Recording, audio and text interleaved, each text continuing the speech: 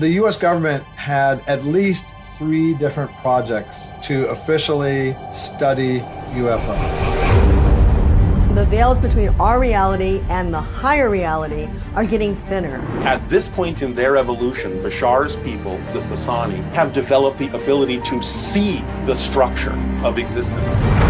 Earth itself is a type of science experiment by ascended beings. The whole universe is teeming with life. I acquire memories of being in my full 100% Arcturian self. There are a number of different reasons why they are motivated to create hybrids. There is a basis of love, purpose, and integrity that keeps us all together, not only as a cosmic family, but a family of divine purpose. Everybody asks, what is their agenda? Why are they doing this? They are opening the gate to global 5D consciousness, which is giving us a choice in our evolution. They would like to help humanity. His face reminded Betty of that of an Asian person. They did have 2 arms, 2 legs, but their head was like elongated. The skin color is typically going to be a greenish color or a grayish color. The Mothman is this gigantic creature, looks kind of like a moth.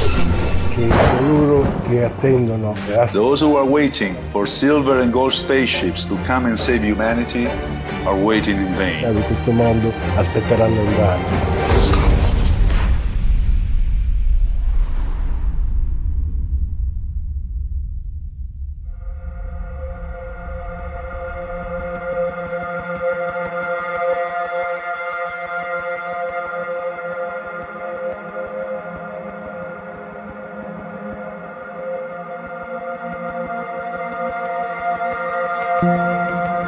Because there is, shall we say, a roadmap that takes us into so many different directions, the question is asked, who is behind the throne? What is the nature of the Elohim? The great prophet of the Old Testament, Enoch, speaks of the Godhead as an all-pervasive source. The ultimate light of the divine is able to take on the human dimension, but it is beyond the human dimension. The Elohim represent really the fullness of the creative nature of life itself, that which is seen and that which is unseen. The Godhead that is not 3,000 farsecs into the cosmos someplace, but the Elohim represent that which is embedded in the human heart, as well as in the great fullness of the heavens. Now, most people on this planet talk about the 5th dimension to the 8th dimension. Those are valid, but there's myriads of intelligences that exist in these higher dimensional realities. And that's what we're talking about. Ultimately, they're part of our cosmic family. They could be called those who generated the Adamic species of light. We have a certain mathematical code structure both in our DNA and in our very bones that are part of a cosmic hierarchical intelligence that match that of the angelic forces. In my work, I've actually met an angelic who I consider to be part of that category called the Ophanim, those forms of intelligence that operate the wheels within wheels, or these greater manifestations of higher intelligence. What does an angel or ultra-terrestrial look like? Is it a cherub in the medieval sense of a small diminutive form with little wings? I would say to the contrary. Most would agree that the angelic form is one of intense light, capable of changing a variety of manifestations of the life symbol, the face symbol. The angelic simply means the messenger of a higher source. And ultimately, the highest of sources is the pure light that can take on and manifest in a variety of ways, myriad forms of life, what is necessary for that particular planetary society and that particular human subject that is in quest of the man-God partnership. There are 2 types of celestial beings. When an ascension takes place from the physical, this is a physical being who's been reincarnated, has had many, many lifetimes, and they reach some point in which they can ascend, and it's like a graduation. And that is when they become a member of the Godhead. So to understand that, there are three realms. There's at the bottom and most dense, the physical realm. Above that, you have the astral realm, and above that, you have the celestial realm. And celestial beings are those beings that have evolved through these three realms of consciousness. You still have a sense of individuality or identity that you brought with you through your evolutionary experience, but by and large, your identity is more associated with the Godhead as opposed to having some sense of your own identity. And then there's the created celestial. The way that celestial beings are created is through this process and transition from the astral to the celestial. The universe began with a Big Bang. And at that moment of the Big Bang, you have unity consciousness. And as the universe continued to rapidly expand and eventually cool down, you had a condensation take place. And we hit this harmonic resonance barrier. And in that process, energy is released, a lot of energy. And this lights up the first stars. And these are the first celestial beings. And the celestial being that is the star provides the energy that gives rise to life on the planets. Without the sun, we wouldn't exist. There's just no question. If the sun were to die tomorrow, we would soon die thereafter. The sun you can think of as a being, as a deity that is giving love. You know, it's a love energy. All this radiation that comes from the sun is what I believe is what's referred to in many texts as divine love.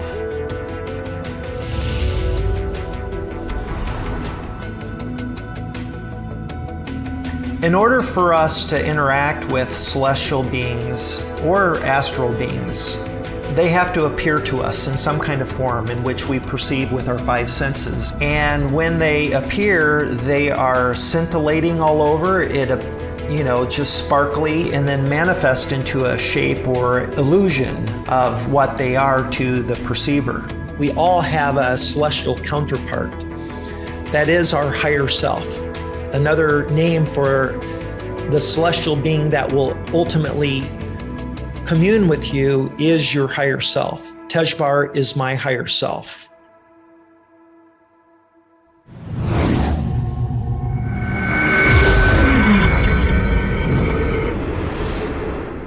On March 16th, 1957, Universal Emissary Valiant Thor landed in Alexandria, Virginia, to meet with the Eisenhower administration. He came to present a divine proposal for humanity, with the promise of eliminating disease, ending poverty, and extending life. Thor was then put on VIP status for 3 years at the Pentagon to allow time for discussing the proposition.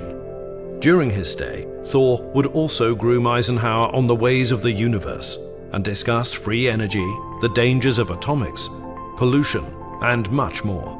Eisenhower and Nixon were forced to turn down Thor's proposal, as the hidden powers that be vetoed his plan, claiming that doctors, nurses, pharmaceutical corporations, and energy companies would all be put out of business. Dr. Frank Stranges wrote the book Stranger at the Pentagon. I was extremely close friends with Dr. Frank, as we all called him, for the last 7 years of his life. In December of 1959, at the Pentagon, he had befriended Valiant Thor, who is actually categorized as an immortal angelic. Now, they continued their friendship up until Dr. Frank's death in 2008. He told me that he assisted NASA in its infancy stage in several areas. Before NASA is born, Keith Glennon is president of Case Institute of Technology and former commissioner of the Atomic Energy Commission. Then Eisenhower nominates him to be first NASA administrator in August 1958 with Dr. Hugh Dryden as deputy. and NASA is formed from the National Advisory Committee for Aeronautics. Thor is still on Earth today, assisting and overseeing our ascension transition.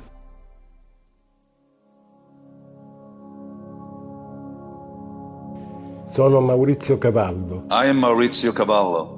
La razza The Clarion. Clarion race of the Interstellar Confederation is an ancient race. Loro sono giunti. They came to our world, the world called Earth, a very long time ago. Chiamato Terra molto tempo fa. And together with other races that are part of the Confederation, started a breeding and hybridization program. The human race came into being through their experiments. Clarion orbits around two suns. The light is everlasting. There is no such thing as night. Clarion è abitata. Clarion is inhabited by a variety of races. All are part of the overall Clarion race.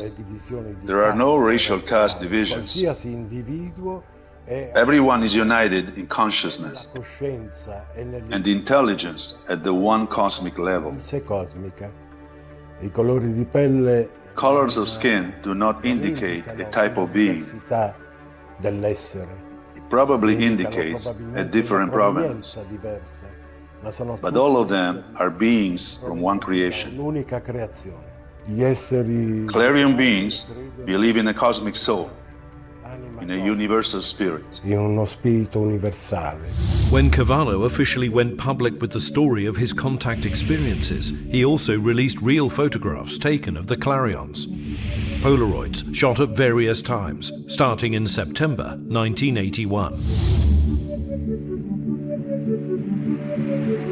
La funzione di Suel Suel's operational function on planet Earth is to carry out the task of coordinator di svolgere la menzione di for the dissemination of a celestial plan that mankind hasn't yet understood. celeste che Suel is a two-dimensional operator. He is a time traveler.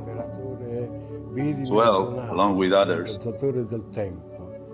participated in the program of disclosure Altri ha partecipato of substantial truths that come from the cosmos, addressed to humanity. giungono dal cosmo, rivolti all'umanità. He is the commander of Katos, Del Ketos, a spaceship settled into orbit around Earth. stanziale intorno al pianeta Terra. Le astronavi non solo Their spaceships, not only Clarions, but of other interstellar civilizations. They are living beings, strutturate conscious, structured, di materiali of atomic materials similar to steel, all'acciaio, but much more resistant. più resistenti. Però sono They have consapevoli awareness, e hanno la and they have the ability, the pliability of moving in space-time, continuare to shapeshift, spazio-tempo to become small, dare forma invisible, a divenire as small as an atom, and as immense as a galaxy. e immensi come galassie.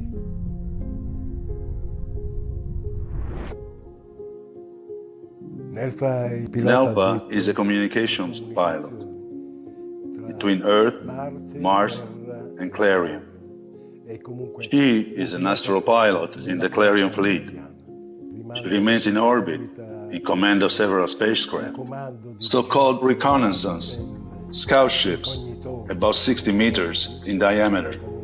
circa 60 metri di diametro. She is in charge of all the logistics when there are operations on planet Earth. Quando c'è operatività sul nostro pianeta Terra. Conosciuto I can remember Natira was a little girl. vari a bordo di When I first met her aboard the Clarion spaceship, ho it sentito felt like she could read into questa me. bambina leggermi dentro. She was trying to learn through a human. She tried to learn how humanity can, for example, live in hatred. Come può l'umanità She thought she could discover the key. pensava di riuscire a scoprire la chiave.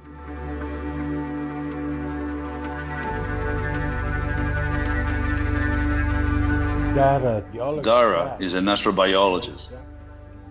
She's interested in all life, the multifaceted cosmos. The beauty and the emanation which came from Dara. It just cannot be described in mere words. All I can say is that she was overwhelmingly beautiful. She projected an unsettling, peaceful serenity, an infinite serenity. It's a very precious memory. This is an entity that inhabits the sun. The solar star is inhabited by entities with a frequency so high that it produces light. Solar entities are the inhabitants of the sun. They certainly are not beings similar to us. Denigrating them, we might call them solar engineers. They are the ones who determine the forms, the frequency and substance of all things living on this world of ours, called Earth. On September 12, 1981, a being named Chama spoke to Cavano through telepathy. Chama is an entity with Incan features. He spoke directly into my mind. The next moment, I found myself in an alien base in the depths of the Amazon. They are all outposts that have as their primary task recording the activities of man on the earthly plane.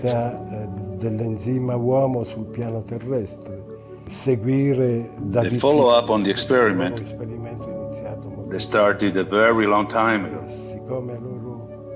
because they are conscious that this experimentation on the human race has had and continues to have negative effects.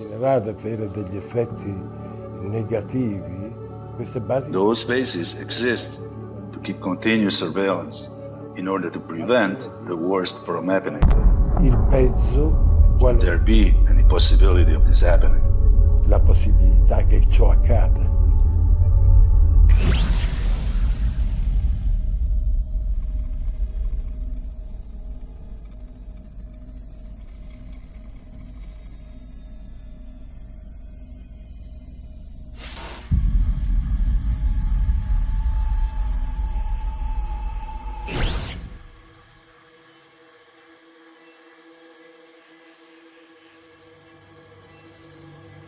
There just aren't any words to describe Point Pleasant, West Virginia.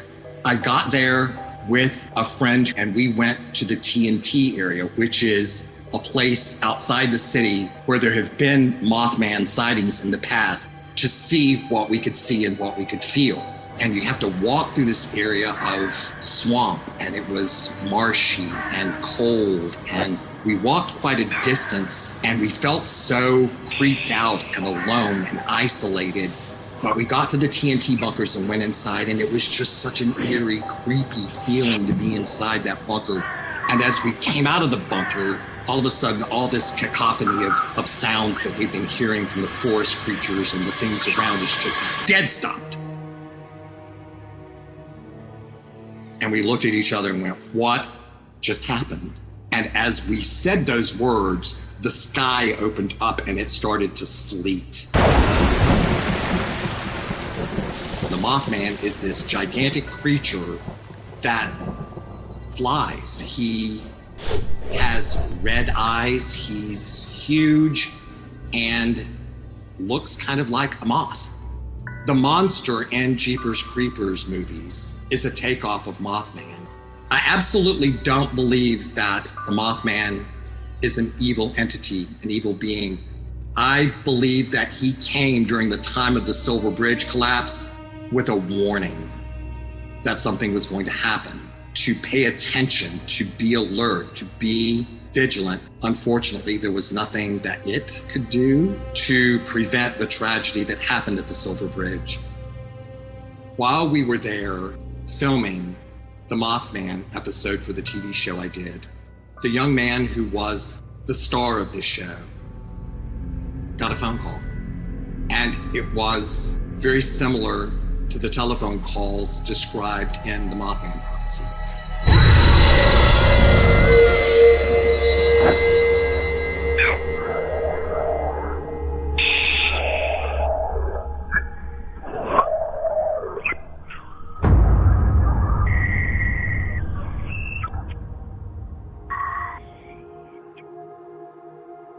I'm Jacqueline Smith, and I'm a mantis hybrid. The mantis beings are a very ancient race. In fact, they are one of the most ancient races. And they were in existence before the cosmos was.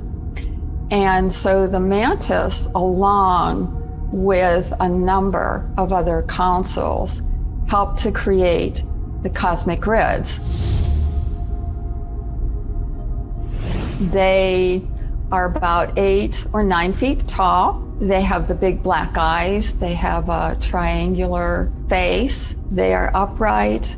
They have 6 appendages. They speak in high frequency pitches as well as clicking sounds. There are different races. There are like the black mantis, there's the white mantis, there's the blue mantis, there's the green mantis. There's a group of mantis who are incredible healers. The mantis care very deeply about the earth. They care about the environment. They care about humanity. They care about the animals, the trees. They care about Mother Earth herself, since she is a living being. On the ships, the mantis beings are overseers. Everyone on the ship is equal, but they are overseeing the process to make sure everything stays, we could say, organized.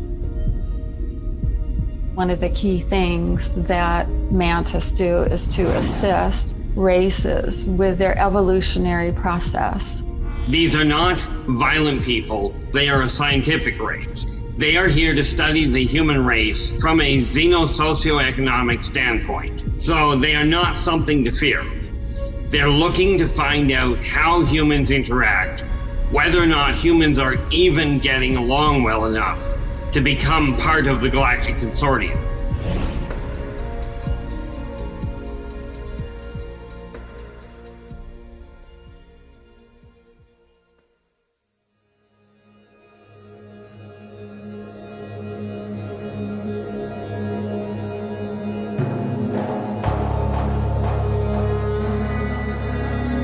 Wakahie iki wakahana, tahani ikiwa kahiwa na sha'a ma'uata, pahiwa ke iwa sha'a na'ata, sua ense iwa ewa, mahana asaye, kihikiwa kahine te sokohukoa. There are many different types of Andromedans. Some of them are the bald head with the blue and light blue tint to them and very large eyes. They have a wide variety of different looks. Their hair color may be different if they have hair. Their abilities to heal is one of the strongest in the universe, and particularly by using sound and tones.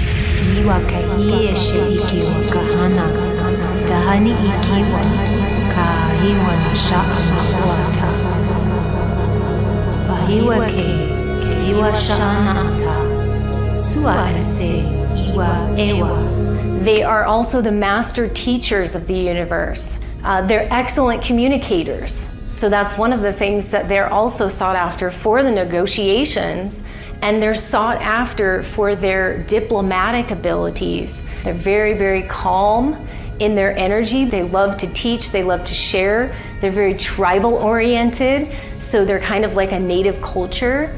And they're just beautiful beings to be around because they make you feel inspired and motivated and creative as well.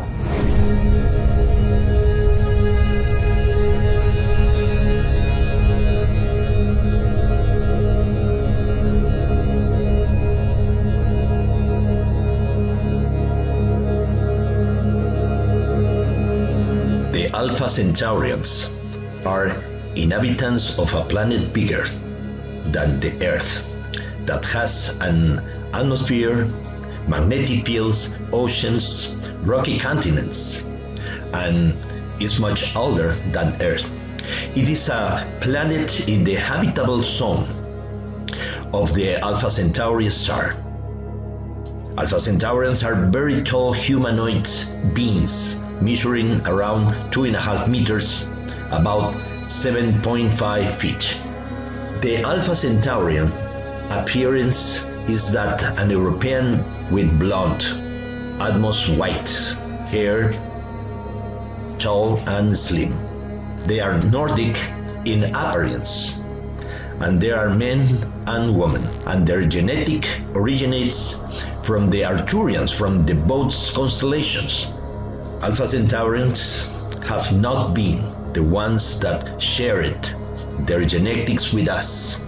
They come as planetary instructors. I have physically climbed inside the spacecraft on several occasions over these years.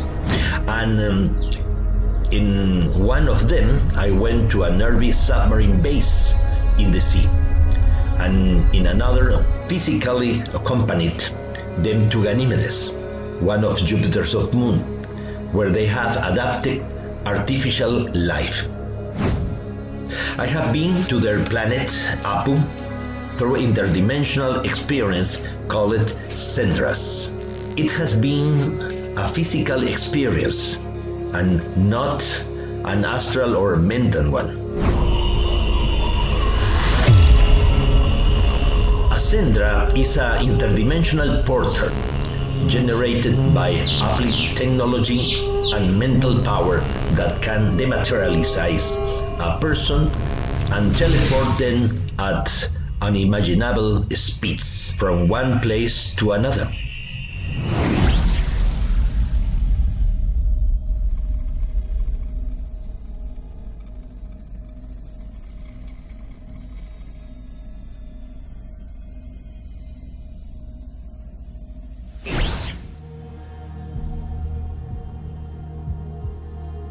My name is Kathleen Martin, and I'm the niece of Betty and Barney Hill, whose abduction by non-humans occurred in the White Mountains of New Hampshire on the night of September 19, 1961. The craft was described by Barney as having the appearance of a giant pancake just hanging in the air, making no sound, and there were little red lights on each side, even though it was circular. They went into a darkened hallway and were each taken to a room. In that room, there was what appeared to be a very modernistic dentist chair, and there was also an examining table. Those entities that escorted the two of them, they described as having heads that were larger in proportion to their bodies than humans. They had large eyes that kind of wrapped around to the sides. They had a tiny, tiny nose, slit for a mouth, and no visible ear. Betty was taken to one room. In that room was the one that she called the leader. His face reminded Betty of that of an Asian person. It was broad across the cheeks and very narrow at the chin, and he looked more human than the other entities. They were very interested in their skeletal structure, in their muscular system, in their nervous system. They took many samples from their bodies, inserted a needle into Betty's navel 10 full years before amniocentesis was being used in a hospital setting. Barney did not have a needle inserted into his navel, but he did have a sperm sample taken. The leader was friendly. In fact, during all of this process, Betty and Barney were reassured that they only needed to do a few simple tests and they would not be harmed. Betty had a conversation with the leader. She asked where he was from, and he produced a three-dimensional model of a star map, and that was later identified as the Zeta Reticuli star system.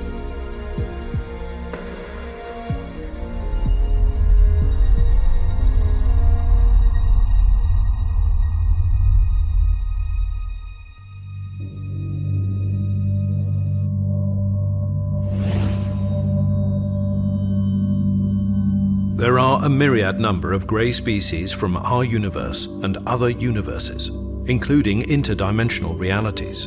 They come in a range of sizes, colours, and agendas. The species that are visiting Earth are from the Reticulum, Orion, and Cetus constellations. The most curious are the EBEs and NBEs. EBEs, extraterrestrial biological entities, are engineered humanoid automatons with consciousness that can be upgraded at any given moment to handle any circumstance. They stand 3 to 4 feet and are usually milky white or grey in colour. They are chlorophyll-based beings. Their benevolence or malevolence comes from their alien programmers. EBEs are usually sent on scientific expeditions so that their technological superiors remain safe on their home world or ships.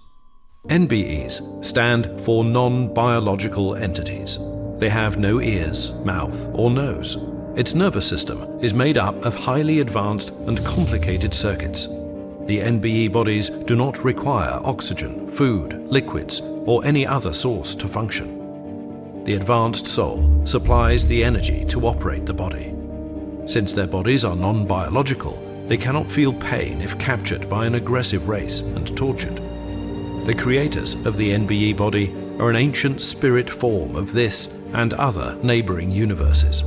Their ships respond to thought commands, as their consciousness and energy signature is symbiotic to their craft. They created bodies to have the adventure of being in form again, to explore the present universe and to see how it's changed from when they inhabited biological bodies. But their main concern is for the spiritual welfare of all universal citizens. They are true advocates of intelligent life forms. The blue and gold Zeta humans from the Reticulum constellation are known for their unique coloring. They are spiritual scientists that research the mind, body, and soul of the universe. They are known as spiritualists. Other races of Zeta humans are from Cetus and Zeta Reticuli II. Zeta humans work with star seeds to bring them on board their vessels for cosmic schooling. They are known as experiencers. They have revealed 2 star seeds, the source of one, a vibrating golden light or giant phoenix bird that is beyond description and feeling. They want the experiencers to remember their unification to everything, the immense love of the soul of creation. Experiencers have also visited their floating crystal city. These high vibratory colors revitalize their mind, body, and soul to plant seeds into the mind gardens of the star seeds that will nurture their spiritual advancement and help ease the quickening of their spirituality on their missions on Earth. It's an ancient purification ritual.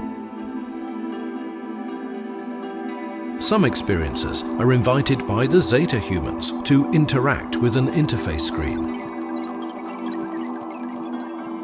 Subliminal images begin flashing of people, symbols, ancient writings, followed by images of the destructive path the Earth is currently on, and what a probable future might hold. At the conclusion of the interface lesson, further missions are suggested if they so choose to be a part of the change, to recreate our world anew. The Zeta Human Time Museum is also available to experiencers, where they can view selective universal races. They are AI representations and activate when stepping close to the cylinder, giving a short narration of their species. This history lesson is downloaded into the experiencer's mind for further recall. The Eben race from Zeta Reticuli is said to have visited Earth many times and have shared advanced technologies and a holographic book of knowledge of the history of our universe. It also details who they are as a collective race, other universal races, and of the universe itself. It's everything the Zeta human race as a collective has learned. The interactive book is a screen of images along with narration. On the opposite end of the spectrum, the negative greys from Zeta Reticuli II abduct humans and take their genetic materials for their own hybridization program. They lost their spirituality, delved more into science, and over time were unable to reproduce. They began cloning themselves and ultimately began dying off due to DNA disintegration. So they began to introduce human DNA into their culture to revitalize their race. Hybridization programs are common with all races for various reasons. But the contention with the Greys is that they take genetic materials without individual consent. Recently, a race known as the Orons have been abducting humans. They are tall and have large bulbous eyes that glow an orangish red when using night vision, or to peer into other realities interdimensionally. Like the negative Greys, the Orons use telepathic hypnosis to bend their abductees to their will. Humans are considered DNA royalty, designed with ascension codes, where races like the Orons and the Greys lost their ability to traverse into the next dimensional experiences. So they use unwilling participants to hybridize their races to ultimately regain the proper DNA sequences to ascend.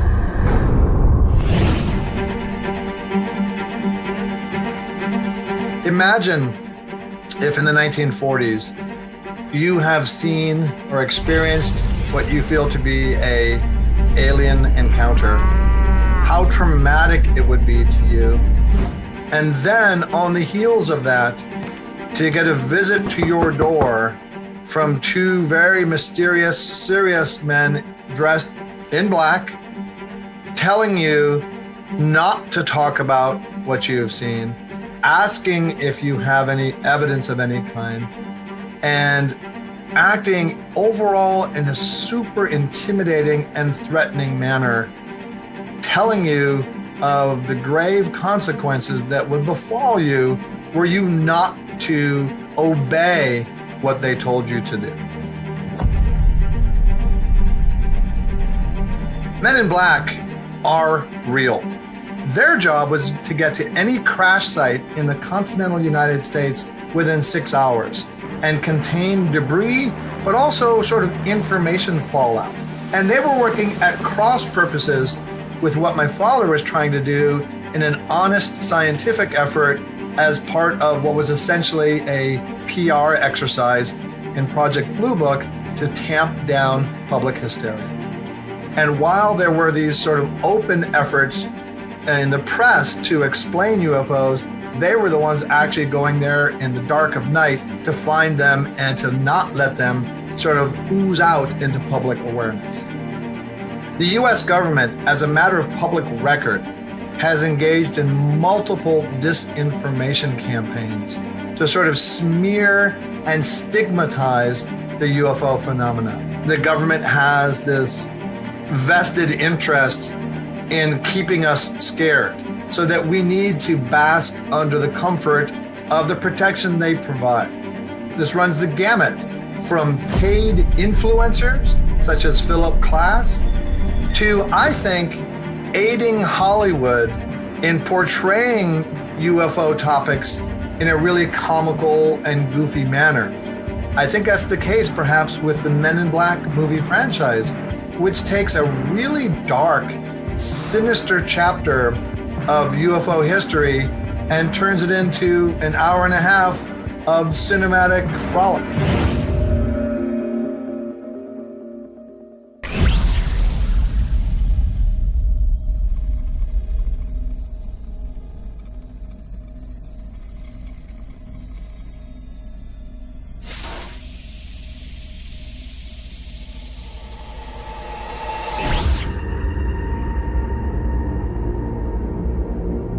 The Allagash case is pretty fascinating. So this all began when a group of 4 guys decided to go on a trip in the Allagash. So this is a part of Maine where there's a lot of rivers and streams. And during this week, they had a couple of UFO sightings, which were really interesting. Just a large ball of light off in the distance.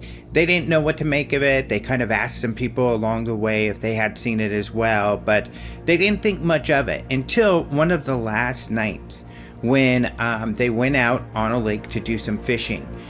Before they left at their campground, they started a fire, a big fire where the flames were going up several feet, and they wanted this to last quite a bit of the night because they were going to be out there fishing for quite a while.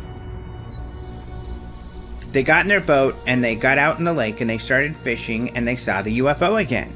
That big, giant, glowing orb, but this time it was much closer. It was right at the shoreline. And as it was moving across the shoreline, it was shining some kind of searchlight, they said, on the ground. And so Chuck Fultz decided, hey, they're shining a light. Maybe it'd be a good idea to shine a light at them. So he took his flashlight and shined the light at them. And he says he quickly found out that was a bad idea because it stopped and moved towards them, which of course is terrifying. And they're just amazed. They're scared. They don't know what to think. And then all of a sudden, it takes off at a tremendous speed.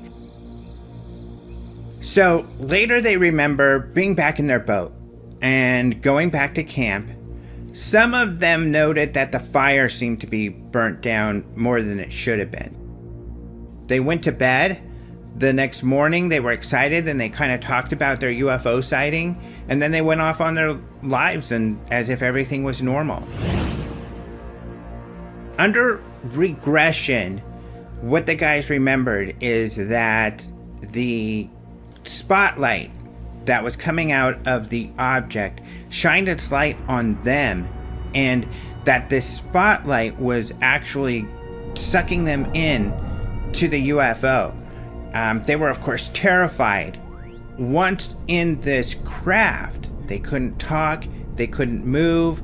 The other guys they could see sitting not too far away, but they also were not talking or moving.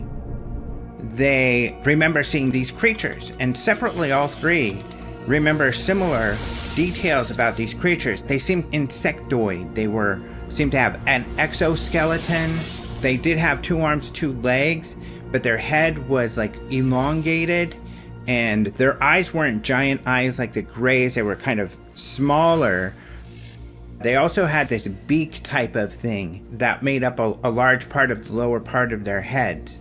The other weird detail, you know how we have an opposable thumb. Instead, these creatures had 4 fingers, and this joint here was in the middle of the hand. So their entire hands would fold, and that's how they picked up this equipment.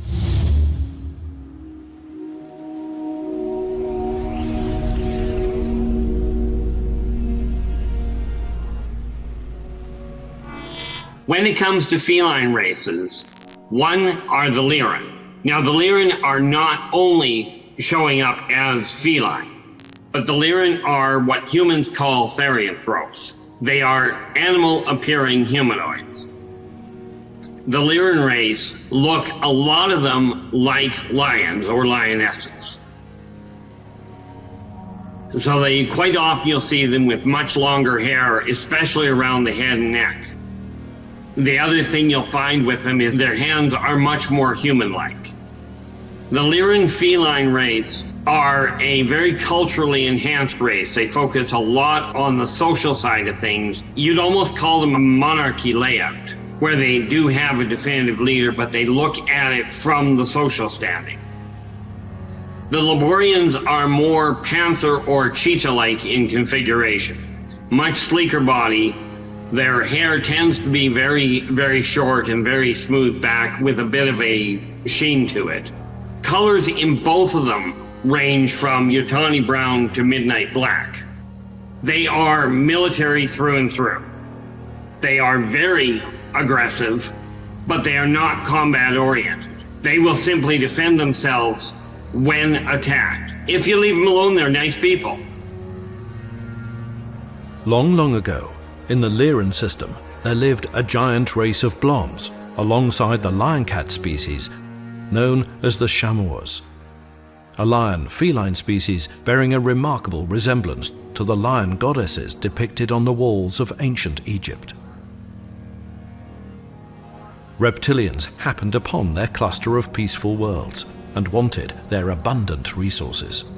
They warred on the Lyrans, ultimately destroying their civilization.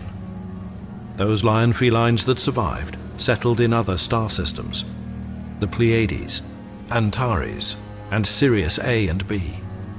The Nordics fled to Vega, the Pleiades, Andromeda, Sirius, and Alpha Centauri to begin anew. It has been hypothesized that the brown Atlanteans were originally from the Sirius star system, and that before the destruction of Atlantis, a large number of them escaped into Egypt.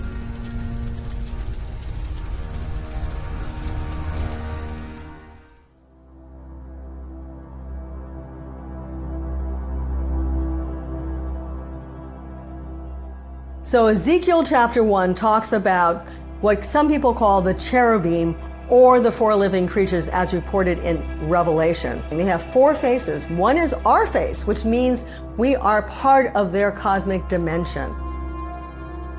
The other is the lion face, which is the sun or solar systems that we're living in. Another is the eagle with its outstretched wings, which looks very much like the Milky Way. But the last one is the bull. And the bull represents the power of Orion. And Orion is that cosmic portal through which these other levels of reality come to visit us.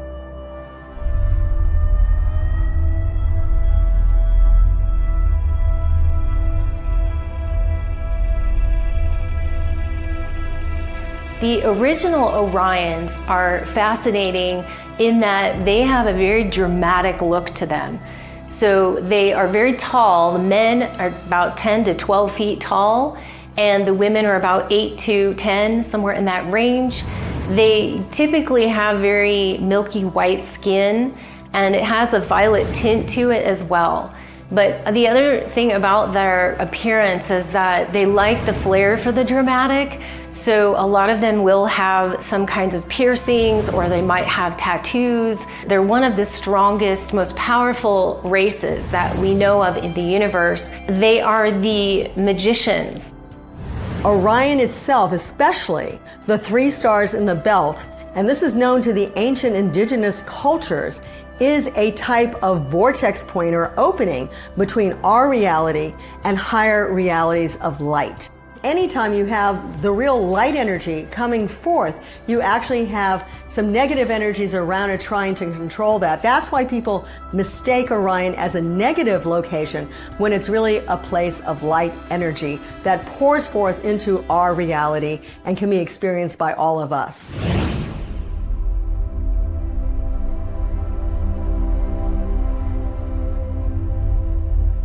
Have you ever wondered where your soul origins are from?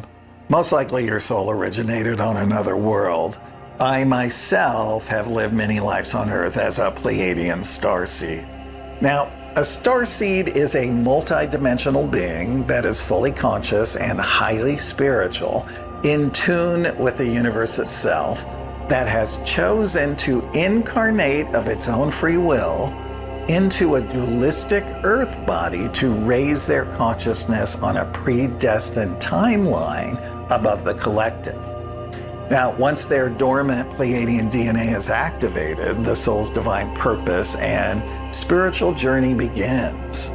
Now, these spiritual transformations, what they do is they trigger other spiritual transformations all around the world. And over time, the global consciousness will raise into the fifth dimension, into a higher frequency. You may ask, why are the Pleiadians and other star nations assisting us from behind the veil? Well, over the centuries, they left their DNA on our planet, and they feel a kinship to us because they really truly believe that we are their cosmic cousins. Now, just think of them as inspiring master teachers of this material universe. There are a myriad of Pleiadian starseeds living on Earth today, and other Pleiadians assisting from their command posts in and around the Earth. Now, Pleiadians, they have an ability to understand the larger picture. They are visionary in imparting passive action to elevate the soul.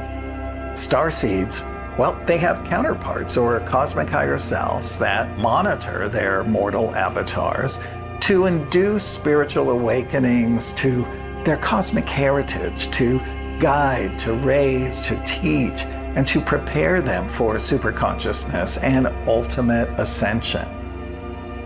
Mastering one's own emotions to express themselves from the heart and not the ego. So in other words, service to humanity instead of service to self.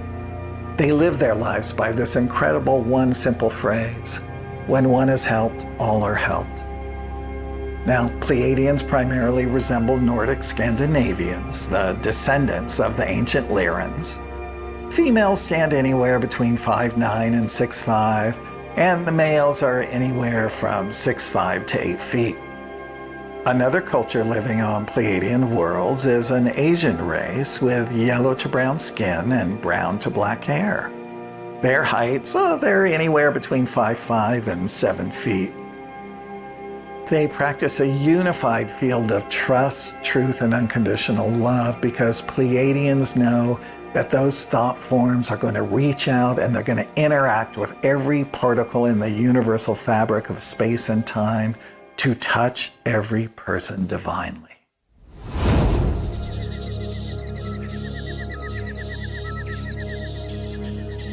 I had a contact experience in a different vibrational frequency. And during this experience, I was in a council room. The people sitting around an egg-shaped council table all appeared the same to me. They're all wearing robes, and the robes had an insignia on it. At the head of the egg-shaped council table was a being that glowed more than anyone else. All the beings glowed in different varying strength.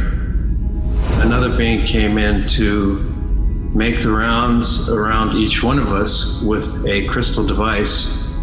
I realized that they were clearing each one of us for this meeting. At the head of the table, it was the overseer. This being was a Titan Sirian. The main topic on the agenda with the elders at the council meeting was what was referred to as the changeover.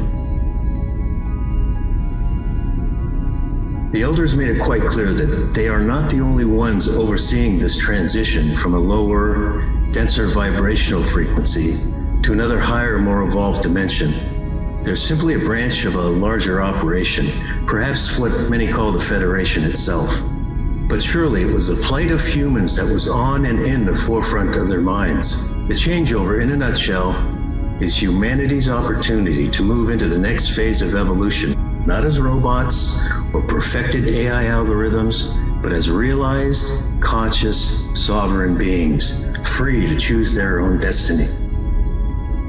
At a certain point, this Titan Sirian started communicating with me inside my head. But after this initial contact, the presence of this Titan Sirian was with me for about a year. Day and night, this presence surrounded me like an envelope. The Titan Sirians are from Sirius B, a white dwarf in the Canis Major star system. You might call the Titan Sirians the overseers of the Human Genome Project. If we were to perceive the Titan Sirians, we would see them only as light. But when they do manifest, they manifest as beings 10 to 12 foot tall. They have the elongated heads with a tapered down chin, reminiscent of the Egyptian pharaohs' crowns and chin straps. And they move very gracefully. They're bony and long and thin, but it's like they're almost in slow motion. They're almost gliding above the ground. The most prominent thing about the Titan Sirians that I found was their eyes. Their eyes are the color of a Caribbean ocean or aqua blue jewels. They exude such a loving presence, such a accepting, I would say, unconditional presence. Yielding. They're yielding yet powerful.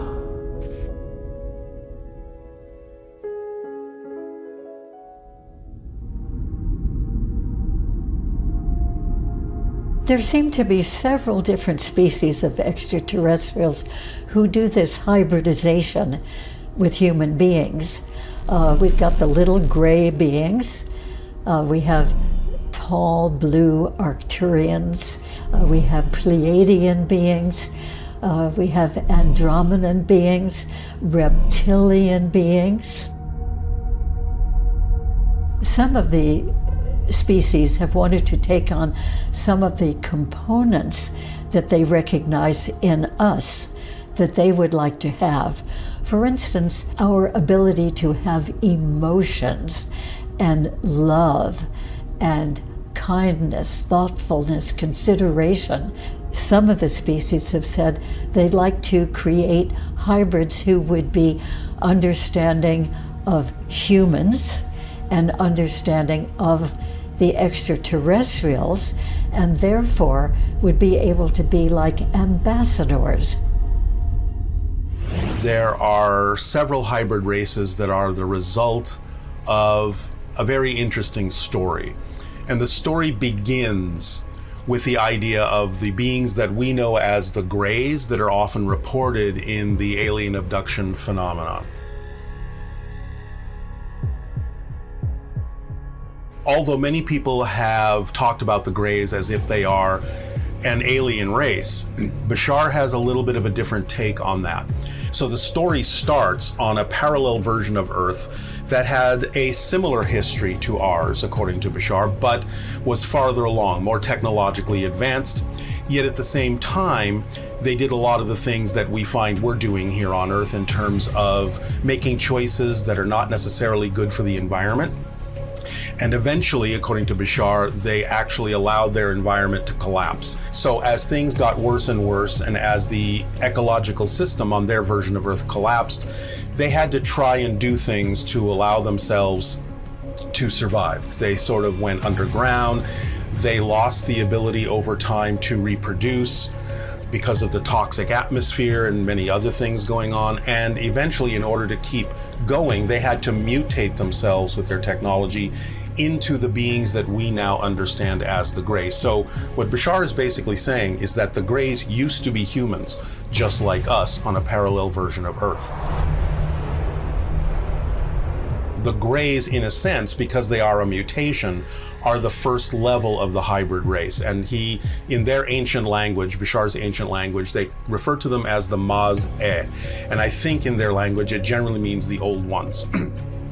So they kept attempting to refine the idea over time, I think over centuries really, of blending their DNA, improving the DNA, using human DNA to make themselves or bring their culture back closer and closer to their original human form.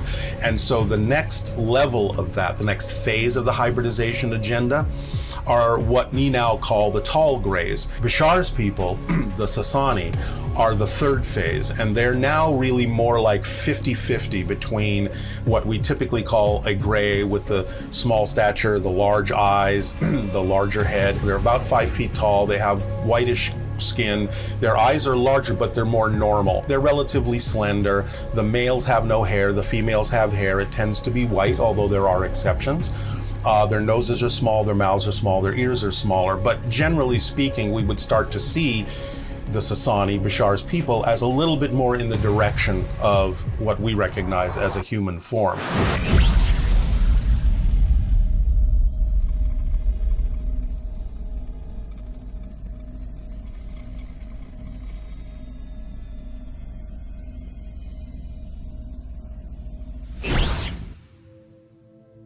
There is a Stargate, or an interdimensional portal, in Arcturus, in union with Melchizedek.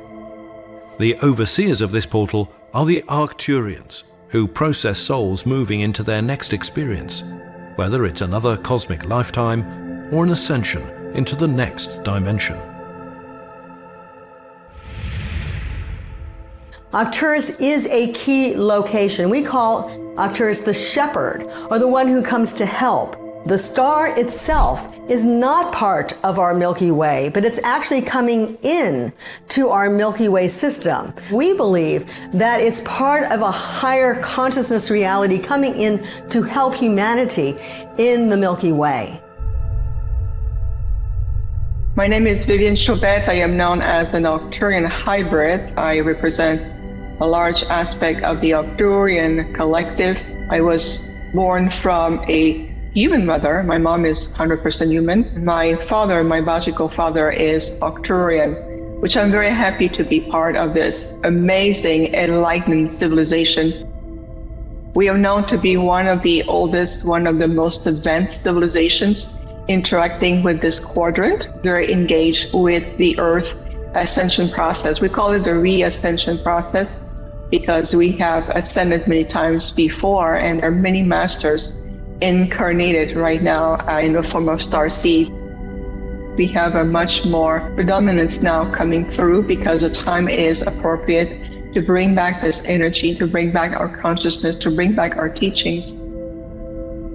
So when I visit and I see my Arcturian father and our group on the ship, you know, we are very, very tall and lanky, very elegant, about 10, 12 feet tall, the most beautiful translucent skin. We serve what's called the One, the Prime Creator. We are service of the One.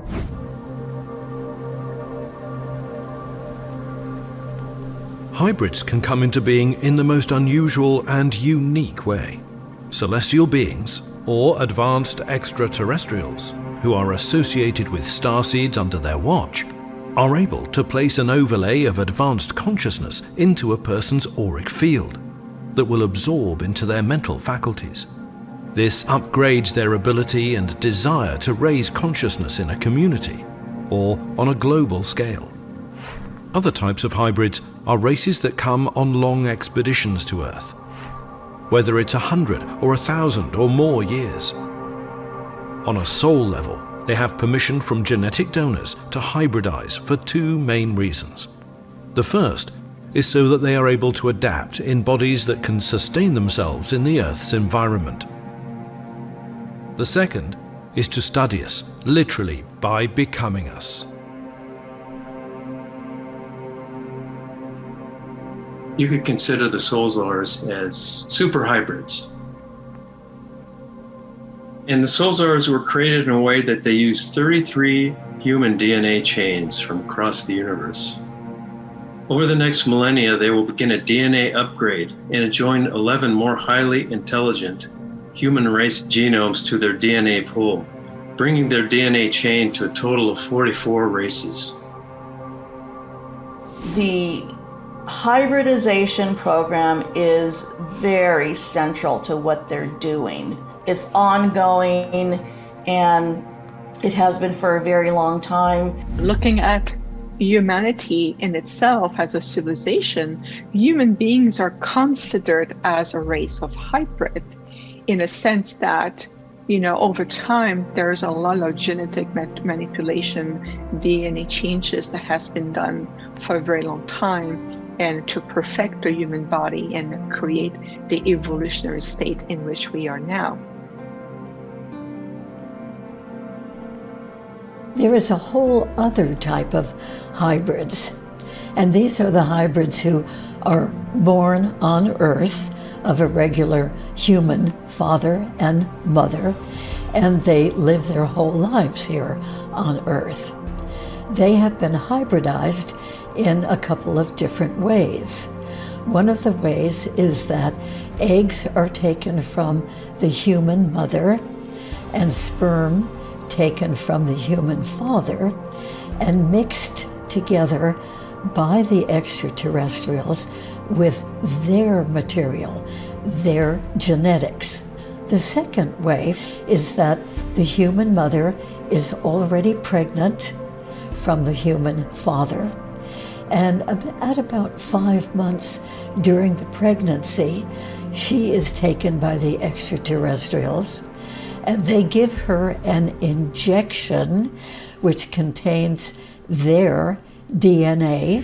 You know, in the beginning, it always seems to be very negative for someone because they don't know what's happening to them. They begin to feel like they can't move except for their eyes. At times, someone will remember a being or 3 strange-looking beings in the room, but then there's a blackout period.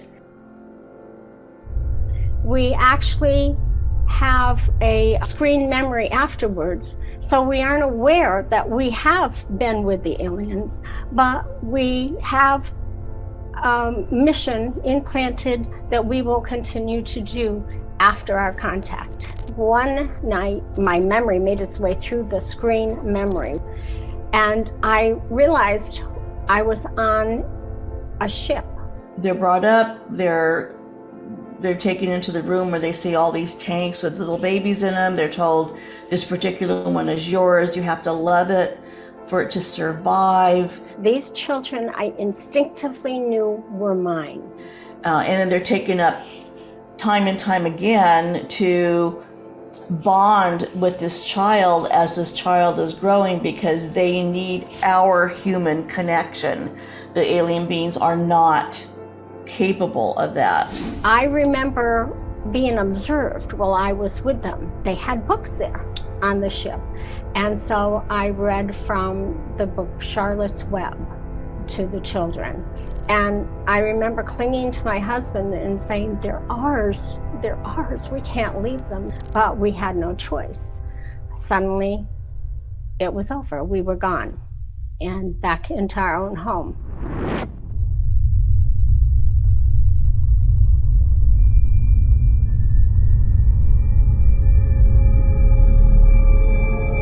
One malevolent race of reptilians is known as the Draconians, or the Draco.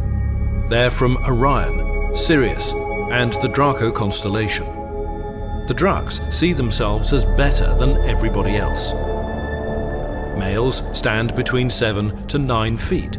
Females' height is from 6 to 7 feet. And because they're known as fierce warriors, boys begin combat training at age 6. Reptilians have a foul, pungent smell, an odor that is designed to weaken and repel opponents in battle. They are cold-blooded creatures whose skin is made of scales, scutes, and bony plates. The scales and scutes protect them from moisture loss. The range of colors across the malevolent and benevolent reptilian empire is vast. Reptilians are highly intelligent with an impressive memory complex. They have a group hive mind, like a social internet, to converse with others, but can also shut that off at will and maintain individuality. The reptilian elite are the alpha albino Dracs and the Draconians. The reptilians warred with the Lyrans for their abundant resources, ultimately destroying some of their worlds. These tyrannical warriors have conquered planets secretly from the inside, gaining favor with world leaders in exchange for technology. They use them like puppets to get what they want: territory, natural resources, and genetic materials from its population without individual consent. The negative Greys work alongside the Draco. The Draconian legions negatively polarize those enslaved in their hybridization programs, forced on bended knee to do the Draconian bidding. But there are more positive reptilian races than their malevolent counterparts. Reptoids from New Draconis, Lizardians from Lacerta, a small northern constellation, Saurian beings also from Lacerta, Regalians from the Rigel and Orion, and serpent beings from Serpens. The one thing we have to realize, in all of these races, they are just like humans in as much as there are good ones and bad ones. The Draconians, the actual Drakes that most people talk about, they had an empire that spanned light years. They simply want to rule. To discern the existence of reptilian and Nordic extraterrestrials, let's explore the experience of the late William Mills Tompkins, who claims to have spent 4 years working directly with the Nordics. Bill worked in the think tank at Douglas Aircraft in Santa Monica, California. In advanced design, he conceived space vehicles for missions to the stars. During development of the Saturn V rocket for the Apollo moonshot, he becomes Section Chief of Engineering for the S-4B's checkout and launch systems. It's around this time the Nordic extraterrestrials step into his life. So what about the reptilians? Bill tells me that while the rest of the world is watching the first moon landing on TV, he's at a TRW satellite location watching the main feed from the lunar module. He sees what the astronaut sees, and he hears a frightened Neil Armstrong report. There are other ships here. They're enormous. Bill reminds me, you think that's your moon? It's not your moon. And those reptilian ships sent a clear message: no trespassing. Bill says the Nordics came here to help humanity conceive and build spacecraft carrier starships so that we may join the Nordic Navy battle groups in space to resolve our shared reptilian problem. The bottom line, we are becoming aware that we are joining a vast number of civilizations. We're seeing really that we are one of hundreds of civilizations. In this process, we must be careful not to make the wrong associations that would rob us of our genetic, our intellectual, and spiritual powers, particularly the reptilian realm of intelligence. As we go into our own cosmic ascent and become cosmic citizens, we're going to pass through many different levels of ET experience. It is very clear that on our journey into space, we have confronted those cultures that have experimented with us, caused abductions, sexual experimentations, hybridization, in effect violated our free will. We must move clearly beyond this game of the lower experimental gods, small g, and work with the higher forces of the divine. These are the important decisions we must make to work with the forces of Michael, the forces of Melchizedek and Metatron, the higher avatars of light that respect who we are as beings created in the divine image.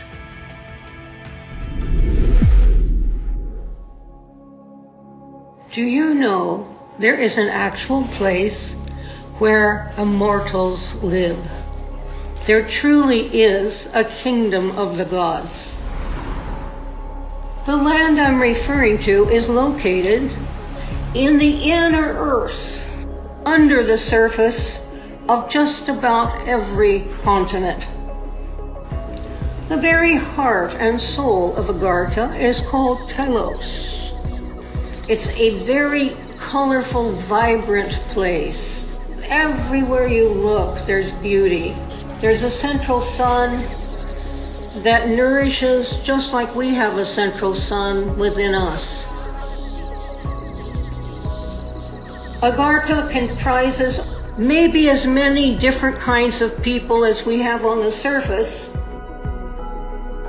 They have a complete mastery of energy that transcends the laws of time and space, such as we know them.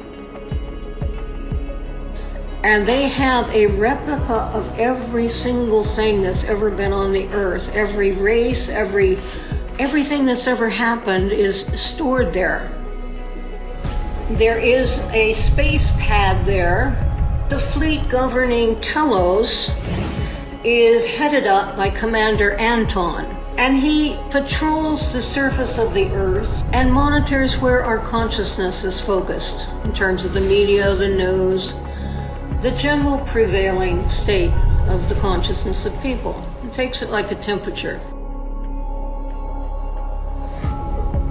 Agartha has two ginormous entrance portals at the north and south poles that are miles and miles and miles in width. They use holograms, they use a mirroring effect, and they use mirages to veil all of their openings. Although the Agarthans are citizens of the Earth, they originally came from the stars. Two notable races are the ancient Lemurians and Atlanteans. The capital of Agartha is Shambhala the Greater, located beneath the Himalayas. Posid is the Atlantean capital, located beneath the Mato Grosso Plateau in Brazil. Telos is the Lemurian capital, located beneath Mount Shasta in northern California. Agartha is about 3/4 land, 1/4 water. Their light source is an inner, non-blinding sun that is synchronized to the outer sun. When night comes, cloud cover travels over the rays of light and retracts upon the break of dawn. Sleek bullet trains run across anti-gravity force fields and travel at unbelievably high speeds without creating motion sickness.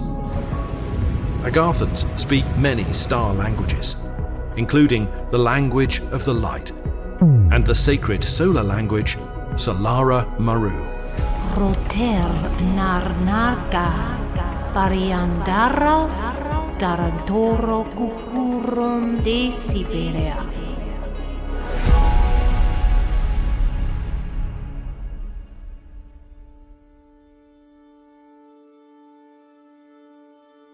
I heard this loud voice. It was a manly voice, deep, and it said, "Arise." And so I sat up in the bed erect, and I said, "I heard that. Who's in here?"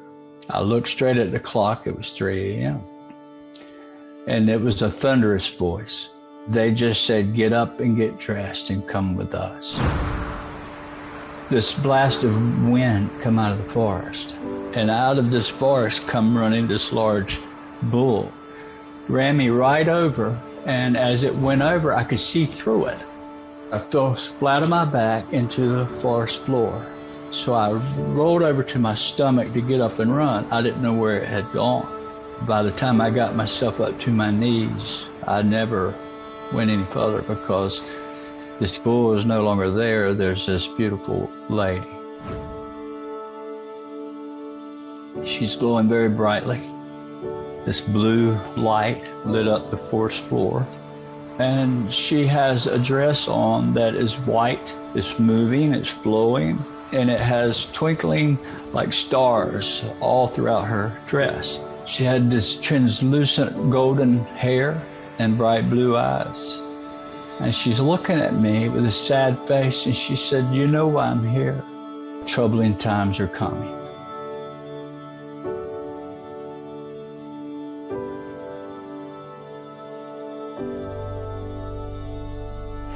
She came on Easter of 2012, all warning the public of what's to come. So all these experts start pouring into my life. They just came. And what we found is the lady has always been here.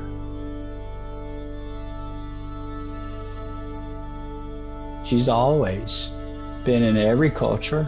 From the Native Americans in the United States, they have the white buffalo calf lady. She is here to bring us a warning of this place we're in right now. The Hopi drew this depiction of a set of steps that go up to a spot, and you either go up or you go down. I think we're right there right now. So we're at that crossroads, and that's kind of what she told me. We do have hope. We have hope. And I think in the end, we'll all see the light. This apocalypse the Bible talks about, which is the revealing. People believe that word is the end of the world, but it's not. It's about the revealing, to tell the truth of a secret that's been hidden from us.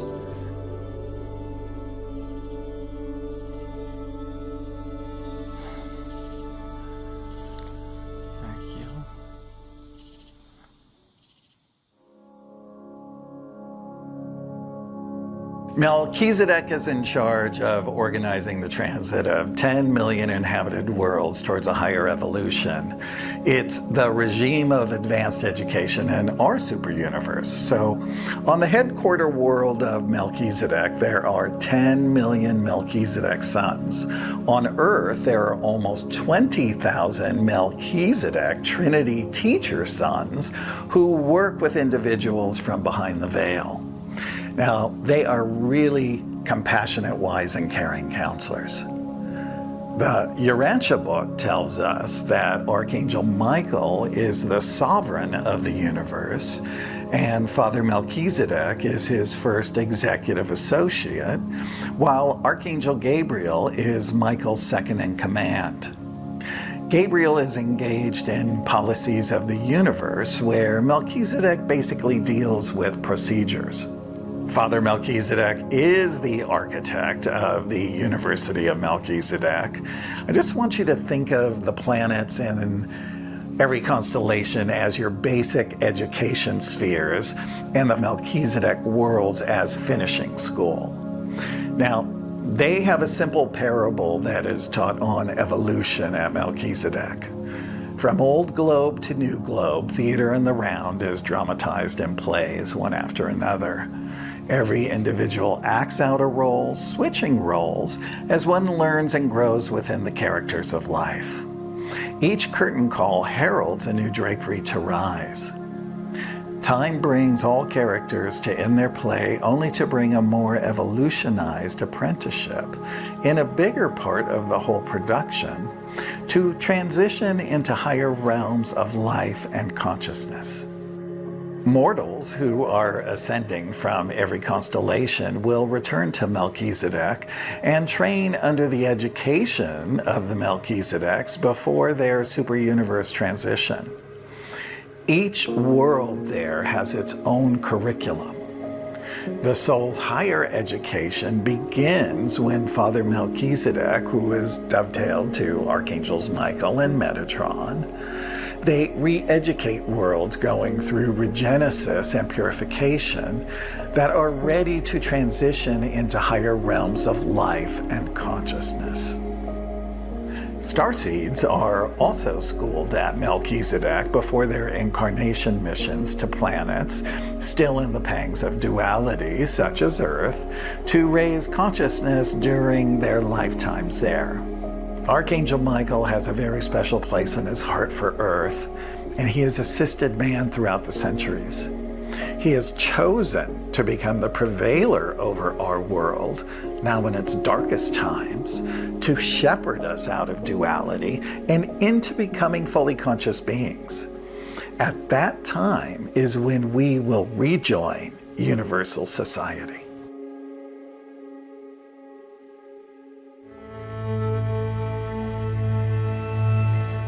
We have reached on the planet a very important momentum of awakening, what you call the golden age. We have to have the consciousness, the fellowship, the understanding to move ourselves into the next reality, which is cosmic contact with our extraterrestrial brothers and sisters and with the cosmic family, which is beyond the physical form.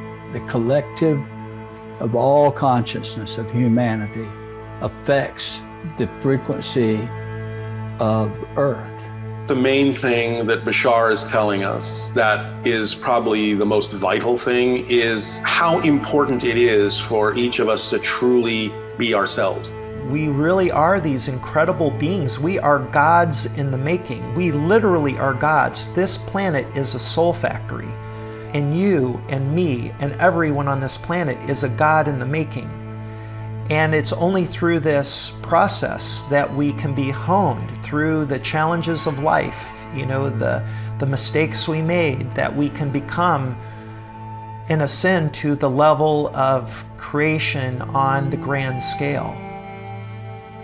Noi non abbiamo bisogno. We have to understand and to remember that we are not just flesh and bones. We are frequencies.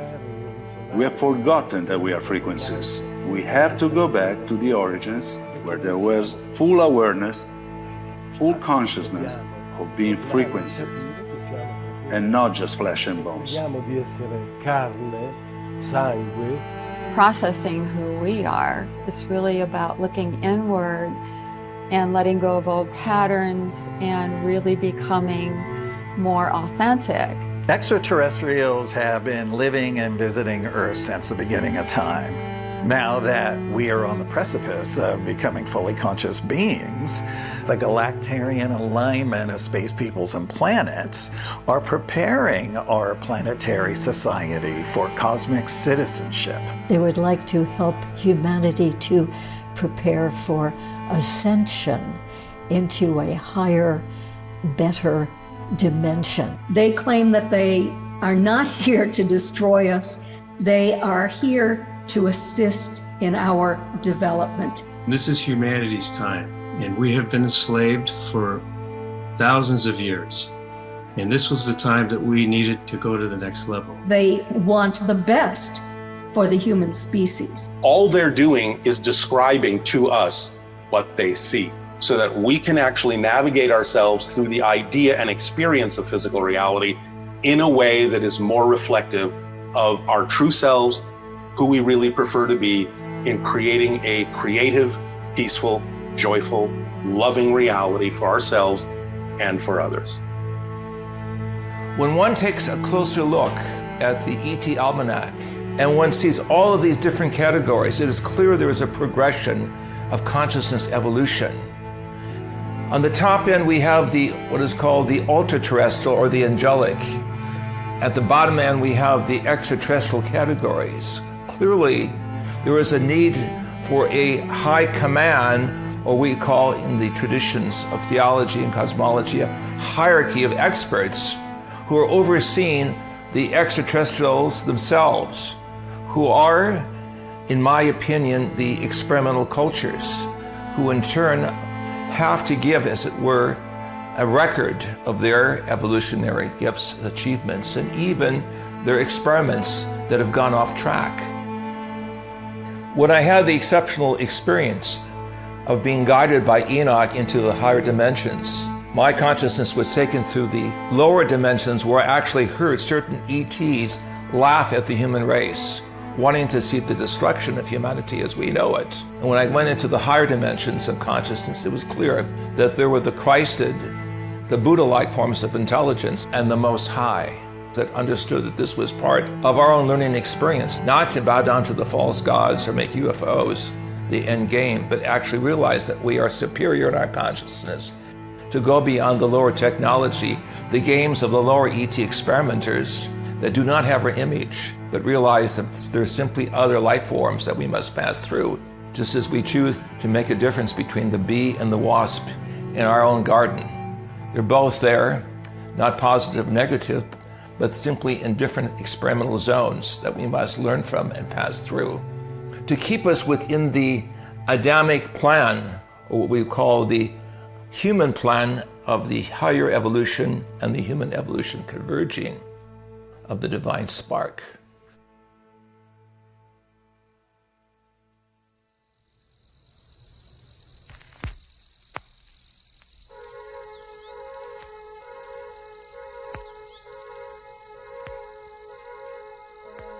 In your mind, you have capacities, you know, to telepath messages through the vast unknown. Please close your eyes and concentrate with every thought you think upon the recitation we're about to sing. Calling occupants of interplanetary craft.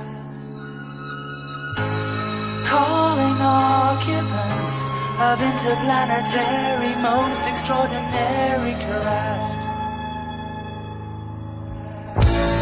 Calling occupants of interplanetary craft. Calling occupants of interplanetary craft. Calling occupants of interplanetary most extraordinary craft. You've been observing now.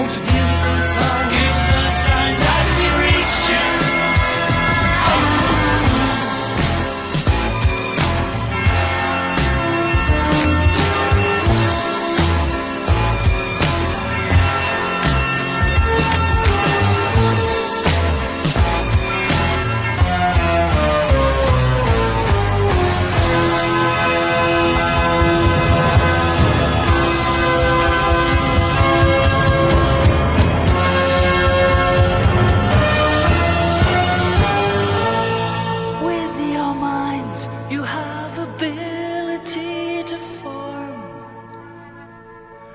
and transmit thought energy far beyond the norm. You close your eyes, you concentrate,